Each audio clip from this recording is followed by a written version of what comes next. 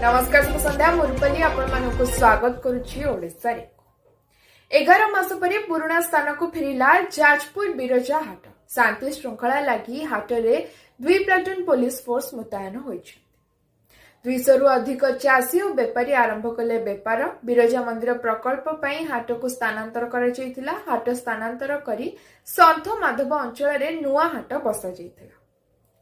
रायगड़ा जिले में 2टी कलरा पथरिया बाघ छाल जबत।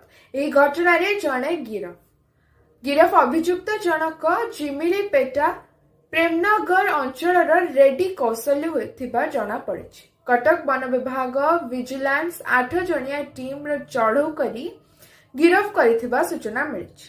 एक लॉज रे बाघ छाल बिक्री पई योजना चलता बेले धरिथिला विजिलेंस। आईएएस अनिमेष प्रधान को मिला ओडिशा कैडर। 2024 सिविल सर्विस परीक्षा रे द्वितीय रैंक पाइथिले अनिमेष। 24 नंबर रैंक रे प्रज्ञा नंदन गिरी को मध्य ओडिशा कैडर।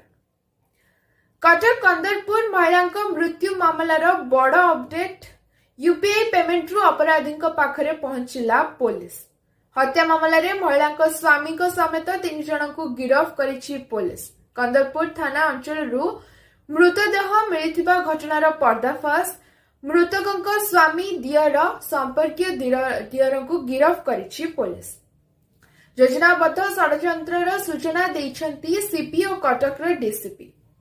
कोनोसी मिसिंग केस नथिबारु धरिबा चैलेंजिंग थिला। घटनास्थल जबत एक टेलरिंग स्टिचिंग नंबर रु प्रमाण मिलिथिला। स्टिचिंग बाबत रे पेमेंट गुजरात रे होइतिबा जणा पड़िथिला। गुजरात पुलिस जरिया रे अभियुक्त दियर धरा पड़िथिला। आउ जने संपर्कीय दियरंकु कटक रु धरिथिबा बेले मुख्य अभियुक्त स्वामी को केंद्रापड़ा महाकालपड़ारु धरिथिबा सूचना दैछंती पुलिस। परकीय प्रीति संदेह रु योजनाबद्ध हत्या होइछि। पुणी थरे ब्रिज एंड रूफ कंपनी उपरे सीबीआई रो रेड। भुवनेश्वर रे 10 लाख टंका लांच मामला रे तनाखना। गुरुत्वपूर्ण कागजपत्र सह बैंक स्टेटमेंट पई चढ़ाव। भंजनगर सोरडा गोष्ठी स्वास्थ्य केन्द्र रे रोगी मृत्यु उत्तेजना। डाक्टर भूल अस्त्रोपचार पई रोगी मृत होइतिबा अभियोग आनिछंती। तदंत करी पदक्षेप नियाजिबो बोली कहिछंती सीडीएम। आज पई एतिकी। धन्यवाद। शुभरात्रि।